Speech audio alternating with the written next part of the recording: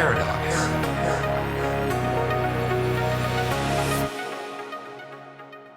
All right, guys, it's Shalom with the Paradox Gaming Network. And if you've ever been to one of my Twitch shows, you know that the audience is empowered. If they save up enough Paradox points, they can basically set the agenda for 10 minutes of the show by putting a topic onto the floor. A lot of times these are deep dive into game mechanics, or people want to have an exhaustive conversation about a system in the game. This past weekend, I got asked a really sort of spicy question. It revolved around what would be the things I would do if Steven asks me to come out to San Diego and help navigate the ship for the next couple of years and then up to 6 months after launch. Well, I don't want to spoil any surprises, so let's just jump in there and see the sort of stuff that I would do if Steven calls me up and said, "Hey, Jay, I need you at Intrepid." Uh-oh, we've got another one. Uh this sounds good because this is Steven asks me to come steer the ship. Let's start the clock. Steven asks you to come work for Intrepid and help navigate the ship until 6 months after launch. For the next 10 minutes, describe how you would adjust certain aspects of development while contending against the community's expectations, rival companies, working from home, possible engine braking bugs, possible adjustments to dates, and sticking the landing and after launch. If you feel very little or no improvements are needed, please throw a few of the most common wrenches into the mix, of course. What I'm really interested in is hearing how your years of process improvement experience set an environment of developing ashes of creation. So the very first thing I would do is spend about 2 weeks watching the process. One of the biggest parts about being a process improvement facilitator is companies want to pay you to come in and do an event, but they don't want to pay you for all the prep work that needs to be done. One of the most important things in process improvement is called a Genba walk. And what it is you actually get up out of your desk and you go and you watch the process. The other thing is you go and you do what's known as pink ribbon or pink sheeting, depending on your process. A lot of times companies want to say, oh, it only takes us 2 weeks to do X. But then when you include a pink ribbon on the item, it takes way more than 2 weeks for that pink ribboned item to make its way through. So the first thing is the sit down and watch the process. Now, I will say a lot of the things that I want as a community member and I want to see Intrepid change, Steven is changing, and he's changing the big piece of expectation management.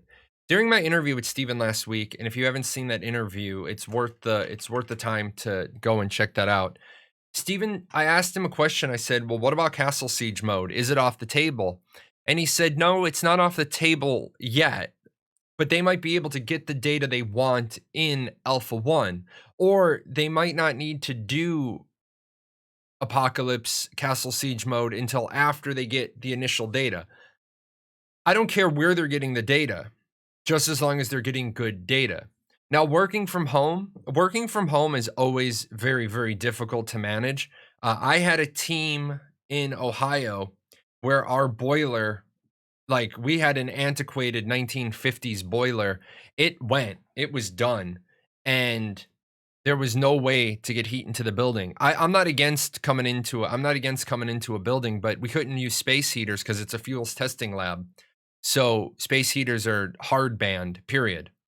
But yeah, working from home is always difficult. Uh, the good part about working from home is that people are usually willing to, you know, to work a few more hours because they're not including their commute. Working from home also is great for people because they don't get the, "Can I ask you a question? Hey, can I run this by you? Hey, you got a minute?" You have the ability to control who can talk to you when you're working from home. I, on a side note, besides from just Intrepid, companies are finding out now in the year 2020, teleworking is going to save them hundreds of thousands of dollars. What we are going to run into now is there's going to be a ton of real estate that is no longer going to be inhabited because more and more people are going to work from home. Now, possible engine braking bugs. Uh, I think as gamers, we need to look at what Intrepid Studios is doing, and we need to get ourselves more educated. We need to realize that we need to realize that we don't know as much as they do. We don't know as much as they do. So the fact that some of us do, because some of us work with other developers, and some of us, well, some people in my community are developers, so I can ask them a game question. But I think the community needs to take a deep breath and realize, um, when there's an engine breaking bug like the 4.23 to the 4.25 upgrade, that's that's just the nature of the beast.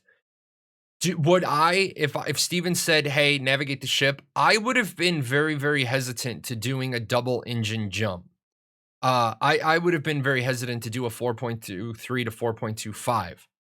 The ramifications of their decision was half of their design team and half of their engineering team was knocked out for 6 weeks while they fixed those issues. But my understanding now is, and thank you to the people who are Unreal Engine developers who make video games in Unreal, letting me know that all of the water physics and all of the water stuff is already in Unreal Engine 4.25. 4.26 is the quality of life interface for it. So thank you, Duck Trophy.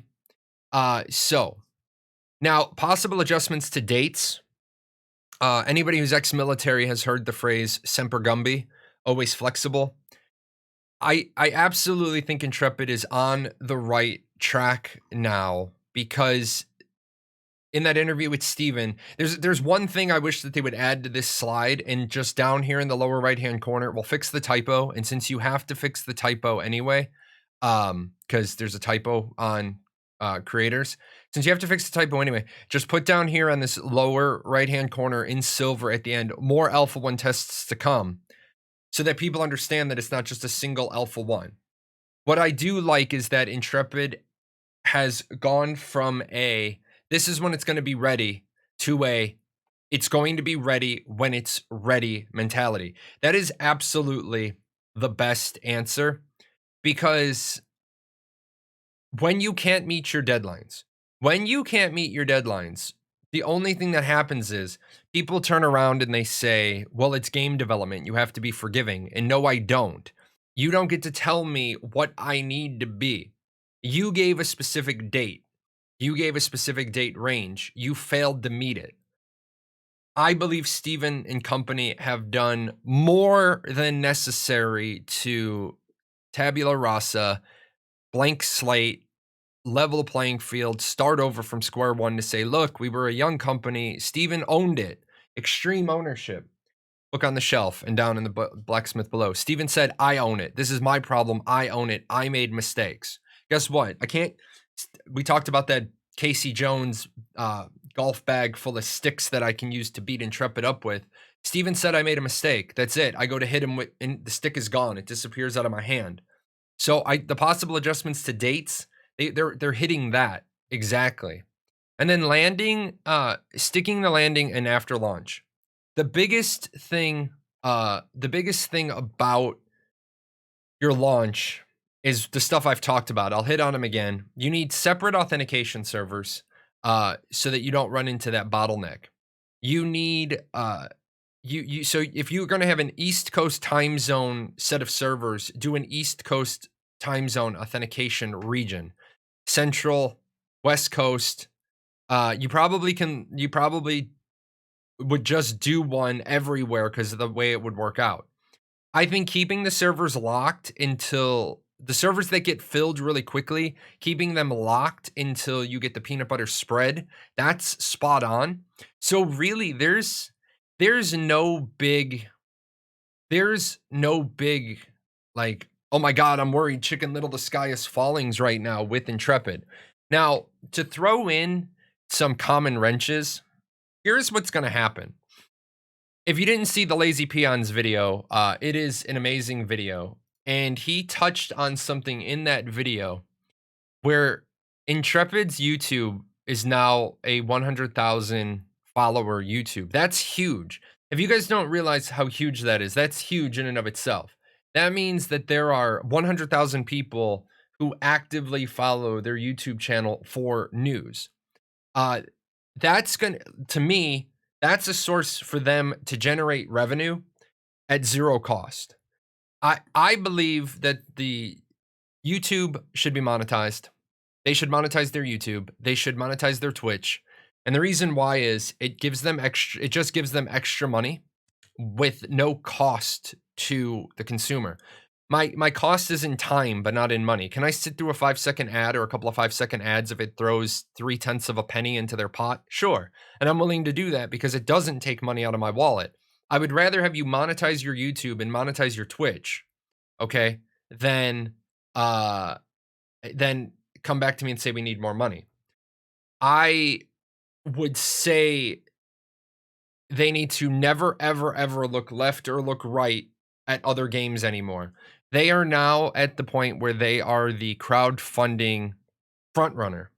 The problem about the crowdfunding front runner is that you never want to look left, look right, or look behind you. Just run your race. It's your race to run now. Oh, you're being bad, but I don't want to yell at you because you're having a bad day. There's our 10 minutes on that. But we're going to talk about that a little more. I'm going to catch these questions and then we're going to loop back to that. This guy's being bad. What are you still doing here? Nobody ever stays this long. This is the end screen. Well, since you're here, there's a couple other videos I think you should check out. And all those names, those are my patrons over at Patreon. I couldn't do this without them. So, big thanks to them for all their support.